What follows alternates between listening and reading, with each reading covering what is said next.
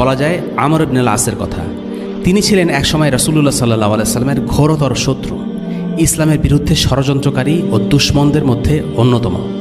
পরবর্তীতে একসময় তিনি মুসলিম হয়ে যান। মৃত্যুশয্যায় তিনি হঠাৎ কাঁদতে শুরু করলেন। পিতাকে মৃত্যুশয্যায় কাঁদতে দেখে ছেলে আবদুল্লাহ ইবন আমর বলেন, বাবা, রাসূলুল্লাহ সাল্লাল্লাহু আলাইহি সাল্লাম কি আপনাকে ঈমানের সুসংবাদ দেননি?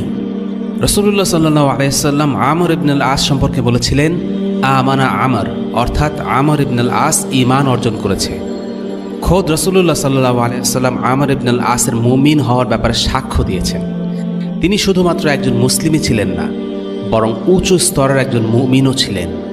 তাই তার পুত্র তাকে এই বলে সান্ত্বনা দেওয়ার চেষ্টা করছিল যে আপনি একজন মুমিন। যেখানে রাসূলুল্লাহ সাল্লাল্লাহু আলাইহি সাল্লাম আপনাকে এই সুসংবাদ দিয়েছেন, সেখানে আপনি মৃত্যুর পূর্বে এভাবে কান্নাকাটি করছেন কেন? আমর ইবনে আল আস তার ছেলের দিকে ফিরে তার কথা বলতে শুরু করলেন। তার ভাষায়, আমি জীবনের 3টি পর্যায় অতিক্রম করেছি।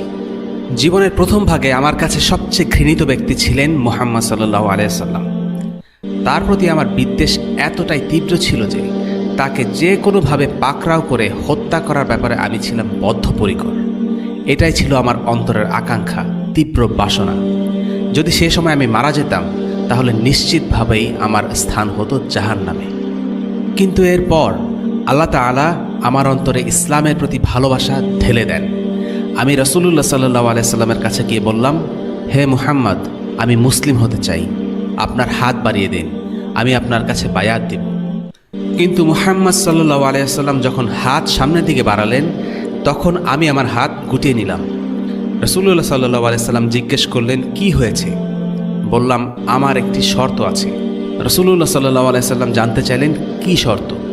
আমি বললাম, আমাকে ক্ষমা করে দেয়া হোক, এটাই আমার শর্ত। আমর ইবনে আল আস জানতেন যে তিনি অতীতে মুসলিমদের বিরুদ্ধে যা যা করেছিলেন তা তাকে মৃত্যুদণ্ড দেওয়ার জন্য যথেষ্ট। তাই তিনি নিশ্চিত হতে চাইছিলেন যে রাসূলুল্লাহ সাল্লাল্লাহু আলাইহি সাল্লাম যেন তাকে তার অতীতের কার্যকলাপের জন্য পাকড়াও না করেন। তখন নবীজি সাল্লাল্লাহু আলাইহি সাল্লাম বললেন, হে আমর, তুমি কি জানো না যে ইসলাম তার আগের সমস্ত গুনাহ মুছে দেয়, হিজরত তার আগের সমস্ত গুনাহ মুছে দেয় এবং হাজ তার আগের সমস্ত গুনাহ মুছে দেয়। আমর ইবনে আল আস বলতে থাকেন, তারপর আমি মুসলিম হয়ে গেলাম। তখন থেকে মুহাম্মদ সাল্লাল্লাহু আলাইহি সাল্লামের চেয়ে অন্য কোনো ব্যক্তি আমার কাছে অধিক প্রিয় ছিল না, অথচ তিনিই কিনা একসময় আমার ঘোরতর শত্রু ছিলেন। তার প্রতি আমার ভালোবাসা এবং শ্রদ্ধাবোধ এতটাই তীব্র ছিল যে আমি কখনো তার দিকে চোখ তুলে তাকাতে পারিনি।